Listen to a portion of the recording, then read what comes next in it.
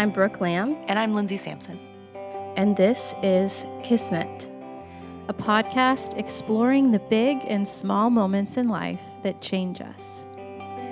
The moments where we brush up against something beyond ourselves. We hope you find here an invitation to notice more fully the presence of love in your own life and receive the gifts of the stories of others.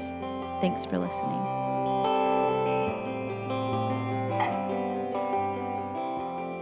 Please be advised, this podcast includes discussions of difficult material such as suicide, death, loss, and other mental health struggles. We encourage you to take care of yourself and use discretion in whether or not this material is appropriate for you.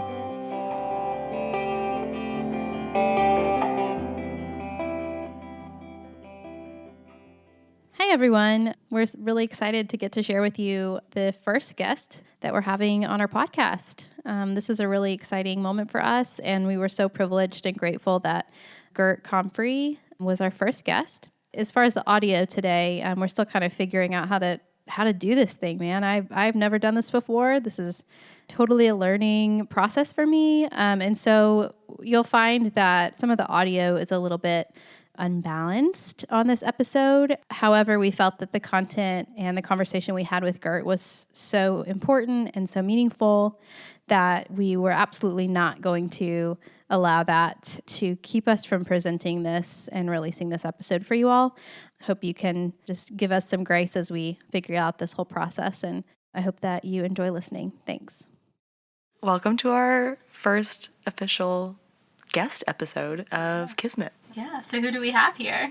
Hi, my name is Gert. My pronouns are they, them, and I'm really excited to be here with y'all. Gert and I know one another from therapy grad school, from internship specifically. We were not in the same grad program, unfortunately, because that would have been really fun. Basically, I feel like we learned how to do the work that we do together. Yeah, I'm a therapist in private practice these days. And I also am an educator. I give trainings on gender sexuality, do community organizing work. So I grew up in central Pennsylvania, Harrisburg, capital. I went to college just down the road from where I grew up in central Pennsylvania, a very small school called Elizabethtown College, where I studied religion and minored in math. And when I graduated, I decided that I wanted to go to grad school and went to Vanderbilt Divinity School straight out of undergrad, got kind of burned out, and took a little break, and then was sitting with these theological questions, but also these mental health questions, really at this intersection of how do these religious contexts affect people's mental health and resiliency.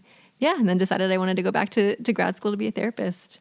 What brought you to divinity school in the first place? What were you wrestling with? What were you hoping to find? When I first came down to div school here in Nashville, I was on Hebrew Bible track. That was my major concentration in undergrad. And I thought I was going to be the next PhD, professor studying Hebrew Bible. And then very quickly, once I got to the divinity school, I was like, oh, I'm actually really interested in a lot of different religions and other faith traditions. And also, this question around in the theological context, pastoral counseling, pastoral care, and that overlap with mental health in general. But I think also part of it was at the time I wasn't out to myself as queer, but there was this intuitive knowing of even if I got the MDiv, I couldn't be ordained in the tradition that I grew up in. So there was a little bit of I think this deep knowing of there's not space for me in my theological tradition to even.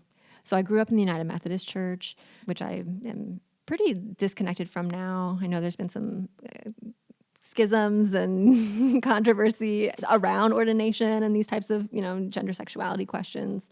And I also grew up in a particular United Methodist Church that was really rooted in community and a sense of how to, being with each other, practicing hospitality, showing up for each other. I mean, my mom was really sick when I was a kid for a little bit, and those were the people who brought us meals. So just really at this intersection of having a beautiful model of how community looks, and there's some stuff we're not talking about. Right. And this idea of like silence is violence in this way. If we're not talking about sexuality or gender in these contexts, for me, it didn't make space.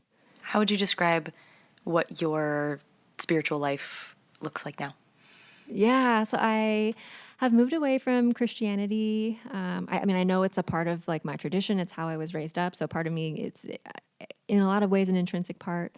I think there's also, a lot of like Christian supremacy that still is a part of my mind and my worldview that I'm constantly staying curious about. And now I really see myself as like I think the word like spiritual really resonates.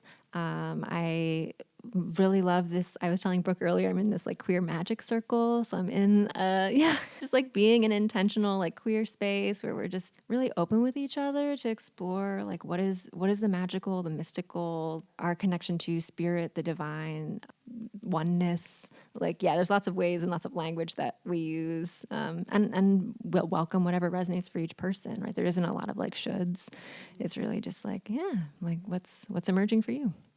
I've been thinking a lot lately about canonization, like that we have this sacred text that a group of people just made decisions about what is sacred and what is not sacred. I guess I've been sort of wrestling a little bit with the question of what does it look like to make your own canon, the canon of your life, maybe your family canon, what has to be true about texts that you feel are sacred. So I guess I wonder whether there's any texts, biblical or not, that to you feel like they are part of your sacred canon or help you sort of connect to the bigness, the oneness. Yeah, there's some like books that we've been reading in my queer magic circle which feel really informative. There's one, I think it's called Queer Magic is like the book title. We've also been reading some books out of like the reclaiming tradition. So like Starhawk, I don't know if y'all are familiar with her, but she's like a teacher. But yeah, so some of like Starhawk's writings are really powerful. Texts I also think about as like stuff beyond like the written word. Like I'm thinking about like songs that like come up for me, like, and just learning, there's like different songs in our group feels like really, really sweet and precious. Oh, I can't think of any now, but like just this idea of like being like, hey, I learned this song or this song that I had from when I was a kid. Like, oh, like I remember this moment where, my babysitter taught me this thing. And it's like, oh, like that stuck with you all these years and now you're sharing it with me. Like I couldn't sing it back to y'all, but like we sang it together and it was really precious. So this idea of like, what's in our like songbook feels really up. And I think just like rituals and practices, for me, it's even like the little rituals of like how I start my day, like how I am in my home, like how I am with the light in the morning, like just kind of living ritual. And it's funny because I've actually been this week also like sitting with canonization, which is very funny. I told Gert earlier, I said, when I met Lindsay, I felt like I met like someone else who's like made of the same stuff as me, which is such a gift. But that how like some of the books that Martin Luther took out of the Apocrypha, or took, out of the canon that are now part of the quote-unquote Apocrypha, include some really badass stories about women. Gospel of Mary? Mary. Judith. Judith is literally a story about a woman who, obviously we're not like pro cutting heads off here, but, right, we're thinking like ancient tribal texts. She, when the enemy camp stuck in there, cut off the head of the bad guy or whoever was the enemy, came back, and then all the Israelite men wanted to marry her, and she said no. The end. Recanonize Judith. Justice for Judith. Right? Seriously, but like I see that and I'm like, as a little girl, I wish I'd heard that story. And how might things have been different if I had?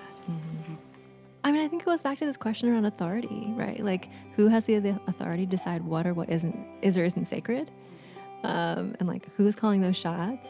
And I think part of me being in my own like theological and like spiritual practice has been like claiming my own like authority. It's like, oh, there's some like deep wisdom over here in my mind, my heart, my body. The Kismet podcast is sponsored by Abide Counseling. Abide Counseling is actually my therapy practice in Mount Juliet, Tennessee, and now opening a location beginning June 1st in the Berry Hill neighborhood of Nashville, Tennessee. We're a small group practice of like-minded clinicians, therapists who desire to do deep, transformative work with clients who are hoping to really invest in their therapy and are ready to do the deep work, facing their trauma, clearing out their inner experience so that they can really fully receive love and offer love, living in harmonious relationship with self and others. So abidecounselors.com is the website if you want to check us out. We appreciate the support of Abide Counseling as the sponsor for this first season of Kismet. Thank you so much for listening. Shall we get into our questions? Sure. Hearing about a moment. So we all know from the first episode what our podcast here is about us taking the time to really listen and sort of zoom in and explore with you, to the extent that you're comfortable, your experience of a moment in your life that's been transformational. Yeah, thank you for this invitation. As I was thinking about this moment, I realized I was like, oh, I think it will be difficult to tell this in a linear way, which I think is noteworthy in this sense of like, oh, right, yeah, there's a linearity to this. I think it also speaks to like the ways that like in this moment for me, time was really queered. So I was like, oh, I was living in multiple like moments at the same time. Right. Gosh, I've been also trying to figure out the timeline, which is so tricky because it's connected to something that happened in 2006. It's also connected to something that happened in like 13, 14, right before I met you, actually. Yeah. And then, right, of course, present day. But like the moment happened in this like 2013, 2014 time. And it was a moment where I was literally, I think, like getting ready like one morning, standing in front of this mirror, this place that I lived in, had a huge mirror in the bathroom. I was like listening to some music. So this was not a playlist. It was completely a random Pandora like radio situation. I had been in grad school, so I've been doing a lot of self-work. I was just like in this moment, just getting ready, looking in the mirror, and then the song comes on. And I instantly had this moment of being transported back to 2006. 2006 was a year when I was in undergrad. I was working that summer in the admissions office, just living a really sweet and beautiful life. This was the first year that there were no non-men in the admissions office. So everyone that was giving tours was either like a woman or non-binary. And I got really close to my friend Caitlin, who was also my teammate, who was on the track team with me. And that summer we just played this album. It was the Fray, their album, How to Save a Life. Like that album, we like played it out, that album, that summer. So in this moment, and I was just taken back to that summer of 2006. And I was also taken back to that fall. Caitlin died by suicide. And it was a really like jarring for me on like multiple levels. At the time it was, this is my friend, this is my teammate, this is someone I was really close to over the summer. I was really confused. And I was in the process of making sense of her death, was not coping well, had very little support, and like was developing PTSD. And I was, a couple years later in therapy, and my therapist and I could not, we were just trying to figure out what was so scary about this person's death. It was scary, it was hard, it was unexpected, but there was a piece that was just not quite clicking. There was just some disconnect. And I did some EMDR work, which was beautiful and really healing and deeply impactful in me working through the PTSD symptoms, but I still wasn't getting to the heart of it. What was so distressing? So then cut to me getting ready in my bathroom. This song comes on from this album. And I just had this moment where I literally just felt like my whole body opened up. And I'm lifting my hands above my head kind of in this crown kind of way. But it just felt like I got this huge download from the universe. This just portal opened up above my head. And it just felt like this energy washed down over my body. And I finally understood. I was like, oh, that was so scary. Caitlin's death was so scary to me because it brought to light my own mortality, particularly around being queer. And I was like, oh, yeah, Caitlin was trying to figure out her own sexuality at that time. I also was like right on the precipice of figuring some stuff out. And as soon as she died, I shut that down. Like there was no space. It was a non-option for me because it literally meant, or the threat of death was like so there. So then, years later, I finally have some safety. I've done some healing and some work, creating some cracks open. And this just like beautiful like download came through where I was like, oh, I'm queer. I'm queer as fuck. And like, but I needed this moment of being safe in my home, of being almost like shepherded by this like song or this like moment to just have a like realization of like, oh, this is why.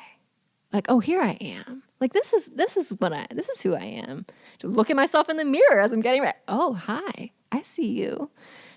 And I didn't even have the words to describe this as like a spiritual experience necessarily until I was coming out to my parents. Like that Mother's Day, just casually, it was like, I think I need to tell y'all something. But I explained this experience to my family, and my dad was like, oh, this sounds like a deep spiritual experience. This sounds like Paul on the road to Damascus, like that kind of. I feel as though so often there is a severing of like that experience is so separate from the divine, and the idea that it's so vulnerable to come out to your parents, to have that experience and have it immediately meshed in with the divine is like, that's so good. Yeah. And so unexpected. I had thought, my dad was going to be like, this is incompatible, But yeah, for me to realize in this moment, oh yeah, my queerness is intrinsically linked to my understanding of spirituality. It's intrinsically linked to my connection to like the divine, that this portal has been opened, that I really shut it off for, my own survival's sake at the time. Side note, when I came out, my dad had this comment about spirituality and like, ooh, it sounds like a really spiritual experience. My mom asked me when I was coming out, because I was just coming out as queer at this point. My mom asked me, can I still call you my daughter? Can I still refer to you as my daughter? And at the time I was like, yeah, sure, Mom. Like, yeah, gender is different than sexuality.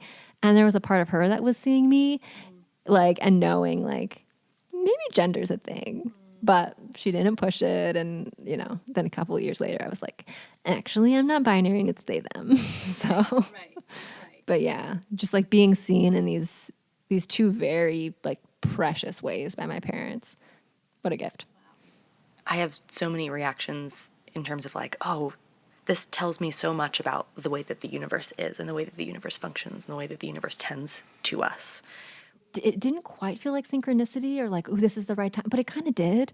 Like, this is the right time for me to learn this information. I had been like in my healing process to a point where I could actually say like, oh, I can look at this part of myself with love and acceptance. I mean, it's not a coincidence, right? I went to the divinity school at Vanderbilt where queer folk are just showing up. And there was just a really shut down part of me that needed to see like, oh, the universe or whatever, like brought me to places where I could get some corrective experiences, some alternatives that say, oh, you can be fully queer and be fully here and fully in your power. So, yeah. So I think, the universe is patient and strategic and generous and benevolent in those ways. Yeah, patient is the first word that came to mind for me too. This like, the universe is just waiting for us to become, and it's you never arrive, but it's planting all these little seeds, and whenever we're ready, and there isn't a world where we miss it. Yeah. It's all like everything is here for our taking and our exploration, and just this idea that like that song came on at exactly the right time, and if it had come on a year prior, it would have just been a song that was kind of like a strange and jarring and uncomfortable. But I hit skip. Yeah. Like, not here for it, not ready. And just, we're going to set this incredibly intricate foundation such that you are safe enough and receptive enough and just in enough of a place where this is going to be a transformative experience. That's amazing. Yeah. And I think that patience point is really important too, because I think some folks have shame around like when they come out. And like for me, it was just like, oh no, like I was maybe 26, 27, 28, maybe. Again, the math feels so fuzzy. I'm like, yeah, I didn't know till I knew. And I think, yeah, like there's this sense of like, oh, I should have known, or like, oh, lost time, or like all these narratives that, or inner critic stuff that could get really wrapped up in. And it's just like, oh, no, wasn't time. In therapy, like something we talk about a lot is the concept of readiness. And, you know, I think we hear that a lot from people who are recovering from something, or perhaps are experiencing regret or remorse over something they've done that was harmful or whatever. Yeah. And again, I think it's a very natural human response to say, like, I should have known sooner, or why, you know, what do I do with all these years? Like, I experienced that a lot when I recovered from my eating disorder. It was like, this is so clear to me now. Like, why was it not clear 10 years ago or whatever? And, like, we're not ready till we're ready. Yeah.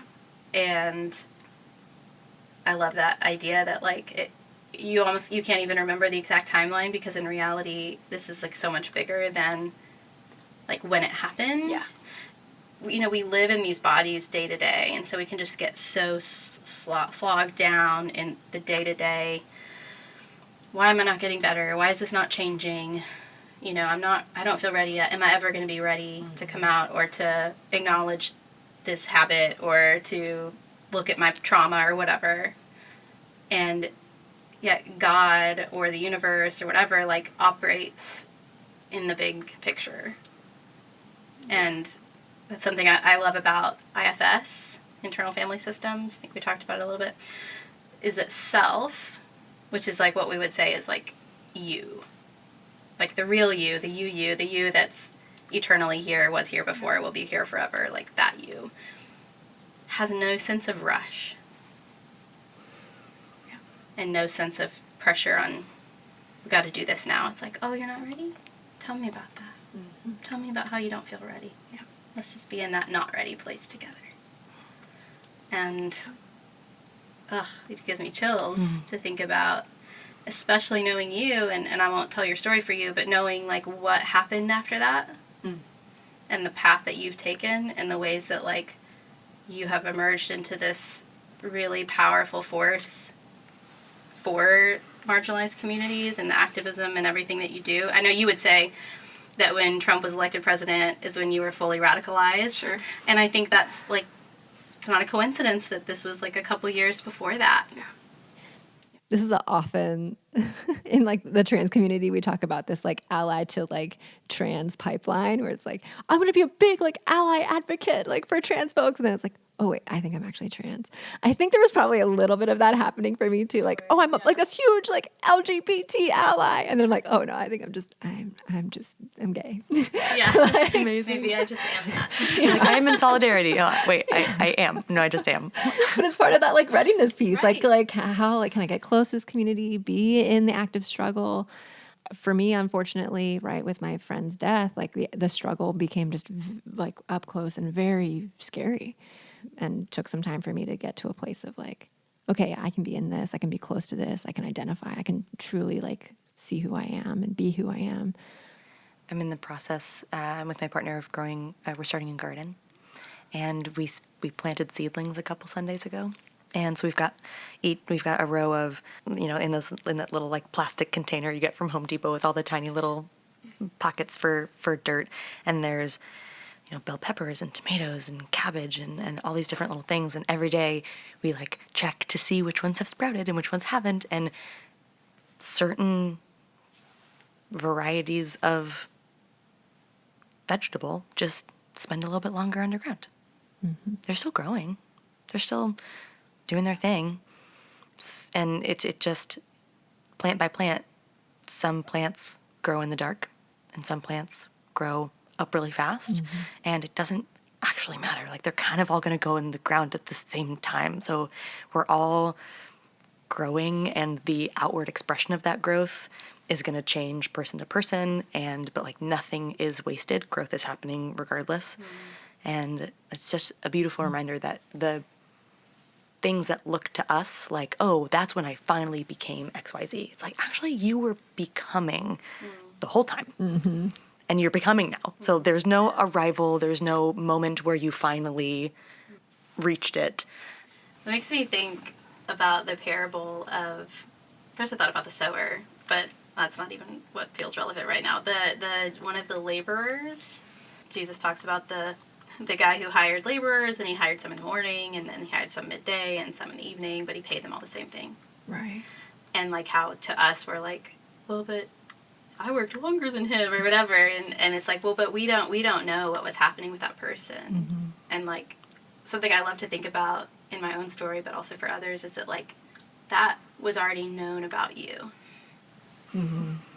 Because you are you, and you have always been you, and you will always be you. Mm-hmm. And that you are already like held in that and beloved in that, and just the gentle kindness of, yeah, you're going to learn that soon, and I'm just going to be here with you as you do. And I love that piece around like, yeah, like I've always been queer. Like, I think that's been a huge part of, the reclaiming my childhood and saying like, oh yeah, little Gert, like I see you, little queer kid, like figuring stuff out over there. And yeah, just in my own like inner child work of saying like, yeah, this is a part of, it's always been with you. We haven't always known, and now we do. Yeah. Just really tending to that like part of myself. And grieving that I did not have spaciousness when I was a kid, that I grew up in that kind of theological tradition that was so silent about topics, or like talked about it, but in these ways where I was like, what? Like, I mean, yeah, it's just homophobic, transphobic. Yeah, there wasn't in practice like opportunities for you to just explore developing into the person that you are. I'm curious how it sits with you now, like seeing a movement of people who are doing that differently, or trying to do that differently, or trying to like create those spaces for children. Yeah, I mean, I think what's coming up for me now is another word that I feel like the universe or like the divine is, which is just really spacious. Like, and this idea of making spaciousness for like our kids, our little young people, is like, oh yeah, just that feels so aligned in how I understand like what I needed back then. Like, oh yeah, I needed some spaciousness. And I feel so encouraged that like young folks, our littlest ones are having some opportunities to tell us who they are rather than us like prescribing or telling them who they are. Yeah. And we still, I mean, of course, need to like, support and guide our kids, right? Like, yeah, like it's the both and. But yeah, I feel really hopeful. Yeah. I'm curious what you feel in your body when you talk about this. Yeah, it kind of takes me back to that moment of just being like, oh, here comes the download. Which was, just like core knowing. So I think in my body, like actually like in my core and my gut, just like this real solid, like, oh yeah, here we are. Just kind of this upright, deep knowing. I think in the moment, like when it happened, I probably like started crying. I was probably just like, oh my God, right? But now I can look back on that and be like, yeah, like that was the moment, that was the time. Just some like pride really, really like shows up like in my chest, like shoulders are back a little bit more. If you're enjoying the content that you're hearing here today, we would absolutely love the privilege to be able to make more podcasts for you and create more content that draws you deeper into relationship with yourself and more awareness of love in your life. And if these stories and these conversations are doing that for you, please go to our website, kismet-podcast.com/support. It would mean the world to us for you to rate and review us. There also is a place you can donate to a fund that we have purely so that we can cover our operating costs.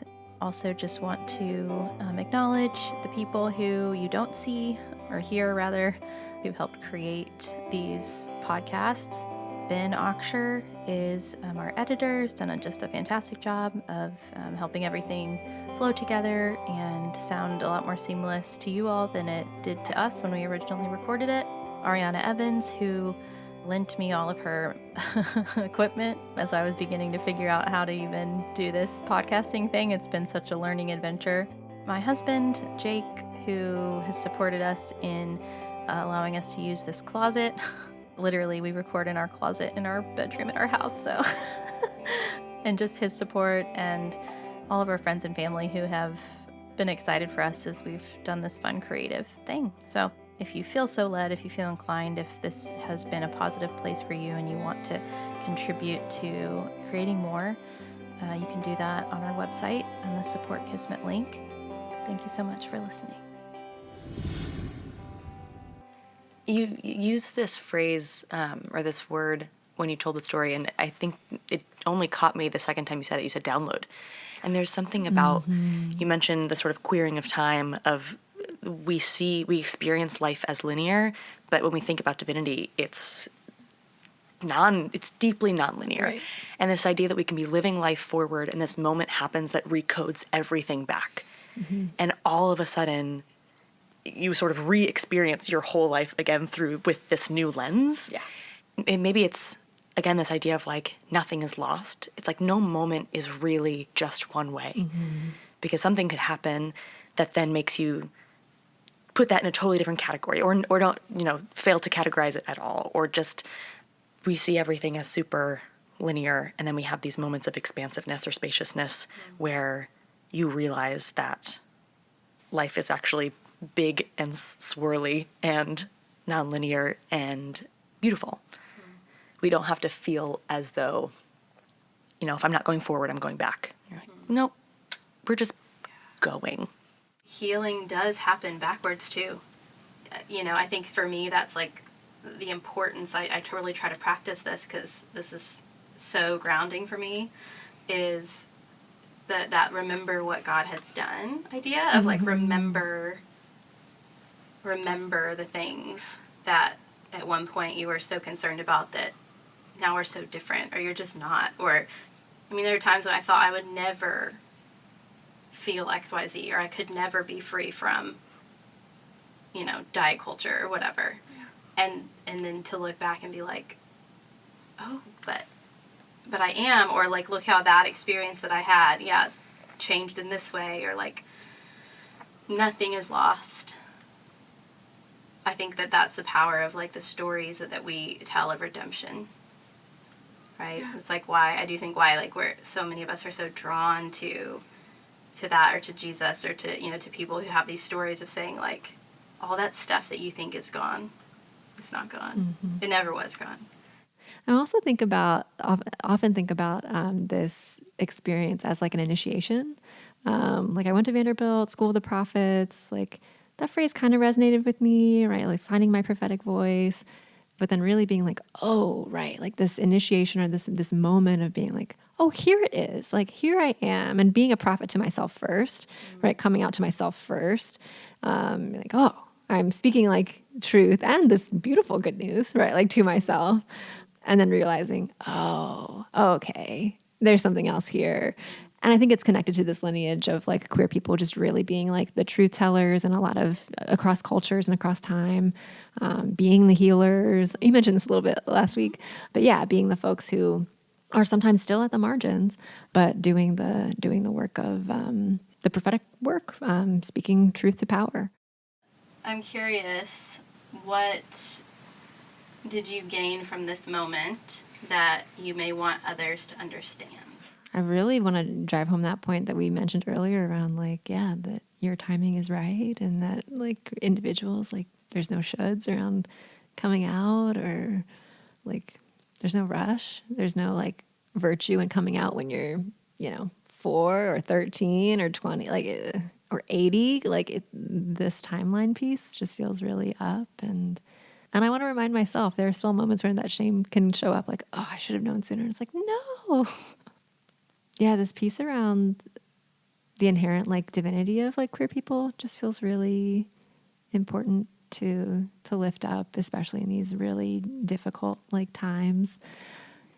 I know there's that verse in the Bible that like prophets will be like turned away or killed even in their hometowns or whatever. And I think about, the prophetic voices of people, of all people in all margins, but particularly like queer folk or people at like intersecting identities, like queer people of color, like disabled queer people, just like the voice of the divine that comes from the margins. Yeah, I think there's also like a part of me that really wants to like remember Caitlin.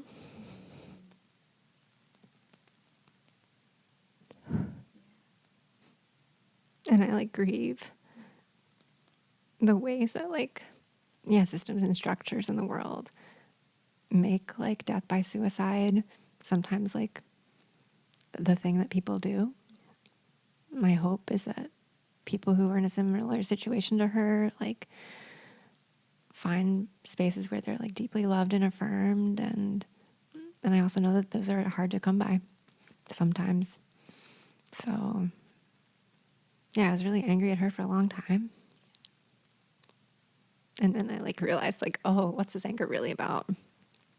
Yeah, it's the world's like our death dealing systems and structures and cultures that are death dealing, that I'm really angry at them. And it's the kind of righteous anger, the anger that like is like fueled by like fire and transformation and that type of alchemy, which is also part of my like spiritual practice, really tuning into like the elements, trusting that nature has got us, that I am of nature, that we are of nature, that I am, beloved creation made in the image of the divine. So It became so real to you that this stuff really is about, it's life or death. Yeah. Like we're not dealing with like, we don't want to hurt people's feelings.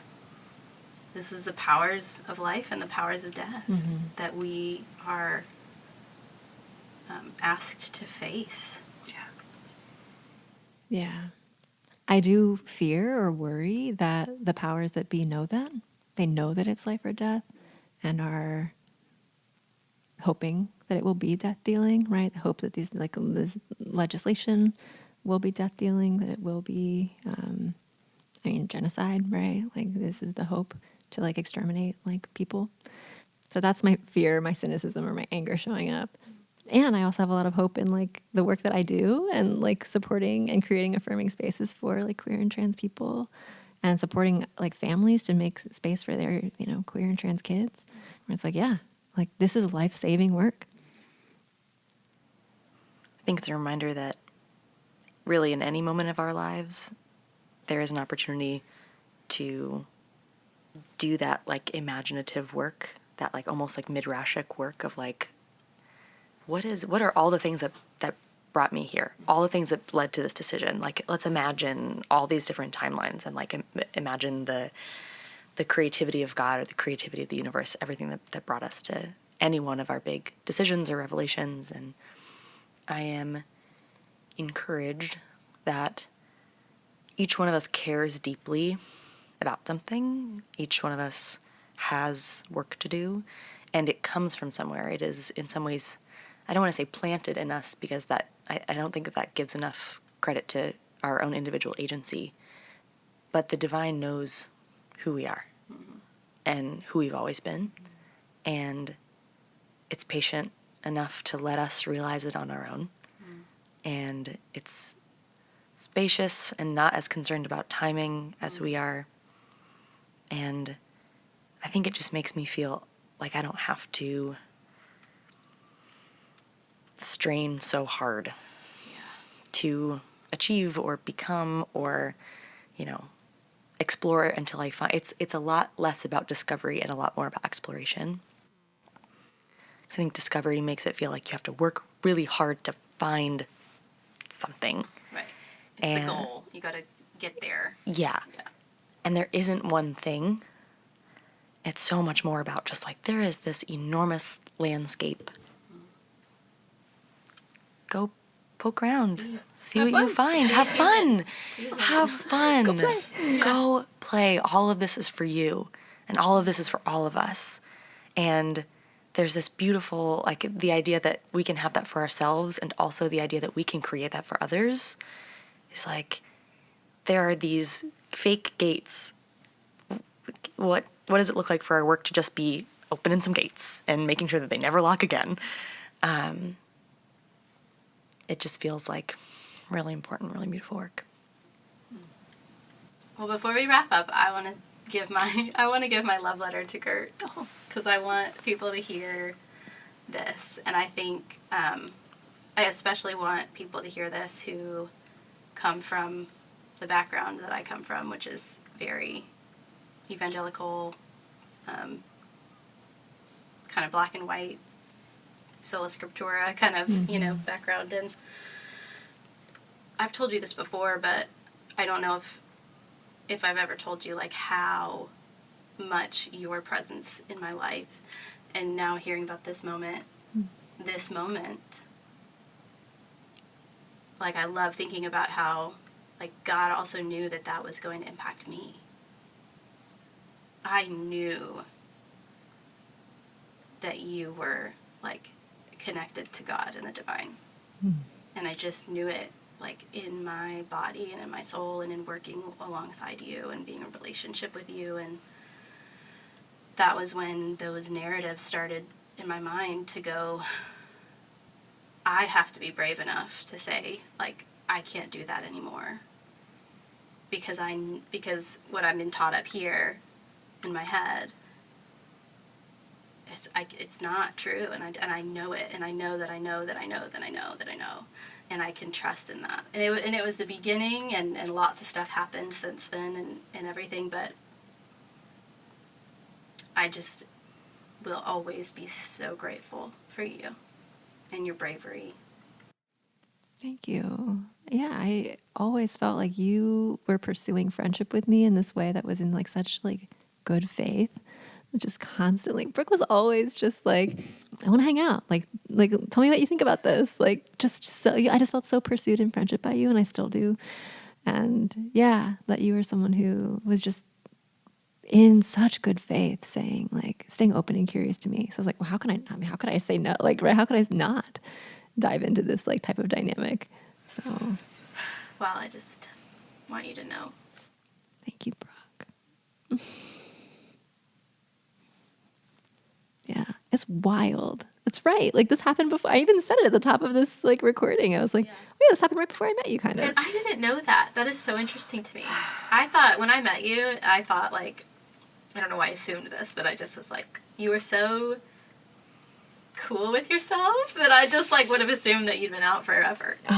Yeah. And I think that's part of it, that it was just like, okay, here I am. That's what alignment does. Yeah. Like, oh, okay. Yeah. Great. Yeah. Carry on. Yeah. Yeah, you were just like, I'm here and I'm going to date Abby. And right? Abby was our, like, I think she still is, right? I think so. Is, like, intake, like, office manager-y person. Yeah. Yeah. But hi, yeah, Abby. Hi, Abby. Hope you're doing well. I think she just got engaged, actually. What? Yeah. Oh, amazing. But yeah, just, like, I would never have known that. And so then hearing that, it just encourages me even more, like, that this is how healing works. It's collective. Yeah. Like, when you heal, I heal. Mm-hmm. Absolutely. We will see you all next time. Thank you so much for listening. Look forward to hearing your thoughts, and anything that we referenced today as far as, like, books, materials, and stuff will be in the show notes. This must be